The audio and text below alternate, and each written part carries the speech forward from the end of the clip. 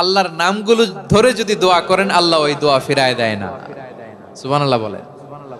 আপনি যদি দোয়ার মধ্যে বলেন ইয়া রহমান, সবাই বলেন ইয়া রহমান, ইয়া রহিম, ইয়া হাইয়্যু, ইয়া কাইয়্যুম, আল্লাহর চমৎকার নামগুলো ধরে ধরে যদি আল্লাহর কাছে ফরিয়াদ করেন, আল্লাহর নামগুলো ডাকেন, আপনার দোয়া মুহূর্তেই কবুল করবে কে? ও আমার গুনাহগার বান্দারা শোনো, জুলুম করেছো, ভুল করেছো, অন্যায় করেছো, আল্লাহর রহমত থেকে নিরাশ হয়ো না। আমরা বিশ্বাসীরা কশিনকালেও আল্লাহর রহমত থেকে নিরাশ হব না, ঠিক কিনা বলেন? আল্লাহর রহমত থেকে নিরাশ হবেন? ভুল করে ফেলছেন, আরে ভুল তো সবাই করে, পাপ হইছে, আরে পাপ তো সবার আছে, আপনারা সবাই পাপী, সবাই পাপী। যত পাপ হোক, ভুল হোক, অন্যায় হোক, অনুতপ্ত হয়ে তওবা করে ওযু করে জায়নামাজটা বিছিয়ে সেজদা দিয়ে চোখের পানি ছাড়েন। চোখের বেয়ে পড়া পানি আল্লাহর কাছে যে কত প্রিয়। অনুতপ্ত বান্দার চোখের পানির ফোঁটা তার চোখ বেয়ে, নাকের ডগা বেয়ে জমিনে ড্রপ করার আগেই আল্লাহর ওই বান্দার সব গুনাহ মাফ করে দেয়। বিষ্ণু ঈসা ইসলাম এভাবে আল্লাহর নামগুলো ধরে ধরে জিকির করতেন, আল্লাহর নাম জপতেন। তিনি বলতেন আসআলুকা বিকুল্লি ইসমিন হুয়া লাক, আল্লাহ তোমার যত নাম আছে সব নামের ওসিলায় তোমার কাছে ফরিয়াদ করি, সব নামের ওসিলায়। আনসালতাহু ফি কিতাবিক, যে নাম তুমি তোমার কিতাবে নাজিল করেছো। আও আল্লামতাহু আহাদাম মিন খালকিক, অথবা তোমার কোন সৃষ্টিকে তোমার নাম তুমি জানিয়েছো।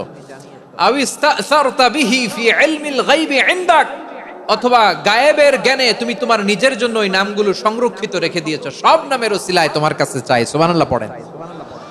তার মানে আল্লাহ তোমার যে নামগুলো আমরা জানি এগুলার ওসিলায়ও চাই, যে নামগুলো আমরা জানি না সেগুলোর ওসিলায়ও চাই। আল্লাহর সব নাম আল্লাহ আমাদেরকে জানায় নাই, কিছু নাম জানিয়েছেন, কিছু নাম তিনি জানান নাই। সুবহানাল্লাহ বলেন।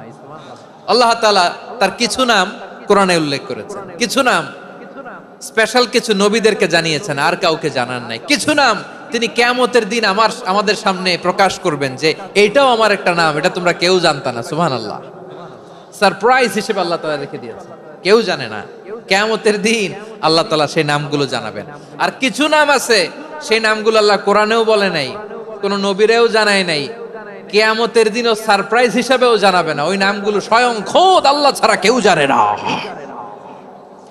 এজন্য বিশ্বনবী দোয়ার সময় বলতেন, আল্লাহ তোমার যে নামগুলো জানি, যে নামগুলো জানি না, সব নামের বরকতে তোমার দরবারে চাই, সব নামের ওসিলায় তোমার কাছে ফরিয়াদ করি।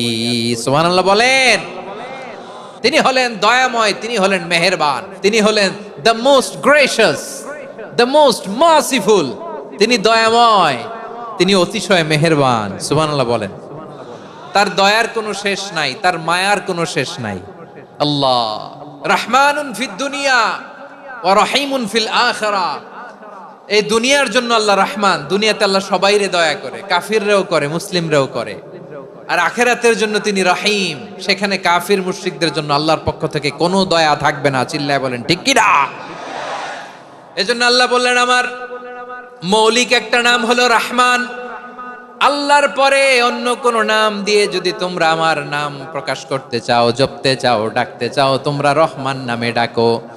রব্বুল আলামিন ইরশাদ করেন কুলিদুল্লাহ আও ইদউর রহমান আইয়াম্মা তাদউ ফালাহুল আসমাউল হুসনা। আমাকে আল্লাহ নামে ডাকো, কিংবা আমি আল্লাহকে রহমান নামে ডাকো, যে নামেই ডাকো না কেন আমার আছে অনেকগুলো সুন্দর সুন্দর নাম। যে নামেই ডাকো আমি শুনি, ডাকলেই আমি সাড়া দেই। সকালে ডাকলেও সাড়া দেই, দুপুরে ডাকলেও সাড়া দেই, মাঝরাতেও যদি আমরা বিপদে পড়ি ডাকলে আমাদের ডাকে সাড়া দেয় কে? সবাই বলুন তো, সাড়া দেয় কে? আবার বিশ্বনবী যখন মক্কায় দাওয়াত দিচ্ছিলেন, তিনি মাঝে মাঝে আল্লাহর নাম বলছিলেন, মাঝে মাঝে তিনি রহমান নাম বলছিলেন। যখন তিনি বললেন ওয়া ইযা ক্বিলা লাহুমুসজুদু লিররহমানি ক্বালু ওয়া মার রহমান। বিশ্বনবী মক্কায় যখন মক্কার কাফিরদেরকে, কুরাইশদেরকে বলল তোমরা রহমানকে সিজদা দাও, রহমানের ইবাদত করো, রহমানের জন্য সিজদায় লুটিয়ে পড়ো, মক্কাবাসী বলে রহমান আবার কে? রহমান রে তো চিনি না। রহমানকে আল্লাহ চিনি, রহমান চিনি না। মক্কাবাসী কি বলে? কারে চিনে? আল্লাহরে চিনে। কারে চিনে না? রহমান কে তো চিনি না। রহমান আবার কোত্থেকে আসলো? কে Rahman? Who is this Rahman? যখন তারা বলে রহমান রে চিনি না, আল্লাহর গায়রতে আঘাত লেগেছে। আল্লাহ বলে রহমান রে চিনো না, না তাদেরকে চিনানোর জন্য আল্লাহ ৭৮ আয়াত বিশিষ্ট আর রহমান নামে কোরআনে একটা সূরা নাজিল করেছেন।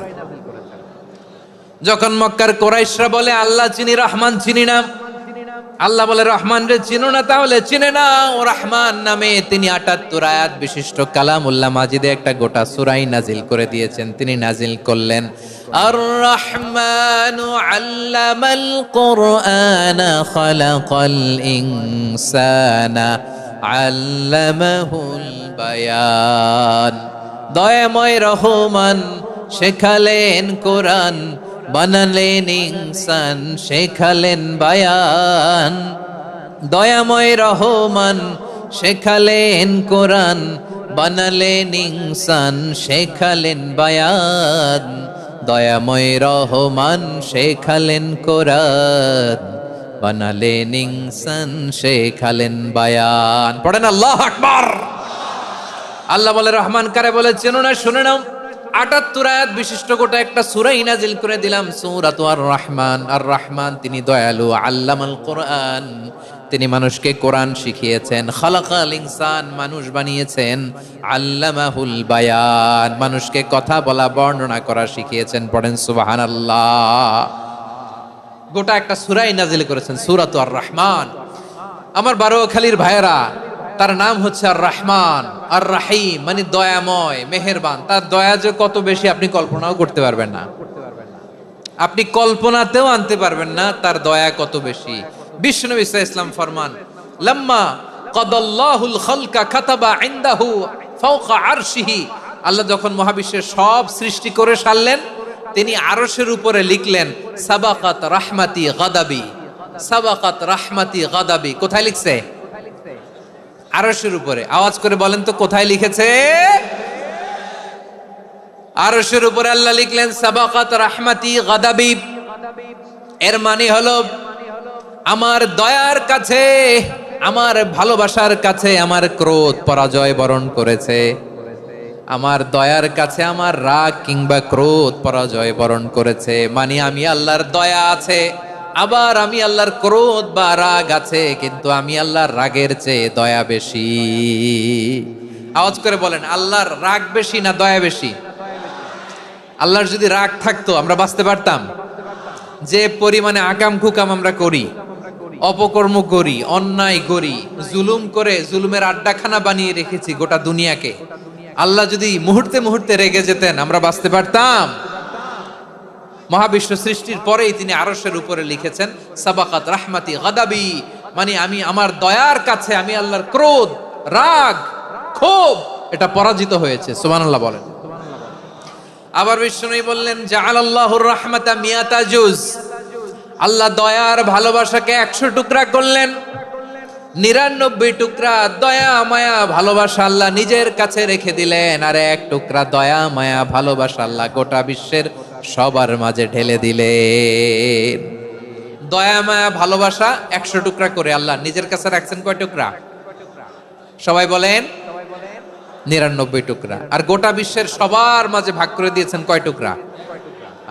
এবার এই 1 টুকরার নমুনা দেখেন তো পৃথিবীতে। স্বামী স্ত্রীর জন্য কত ভালোবাসা, বন্ধু বন্ধুর জন্য কত ভালোবাসা, গার্লফ্রেন্ড বয়ফ্রেন্ডের জন্য গলায় ফাঁস লাগায়, আছে না নাই? এই এখন গলার আওয়াজ বাড়ছে ইয়াংদের। হুজুর এখন গার্লফ্রেন্ড বয়ফ্রেন্ডের ভিতরে ঢুকছে, এখন আমরা আছি হুজুর। জেগে উঠছে বারোয়াখালী।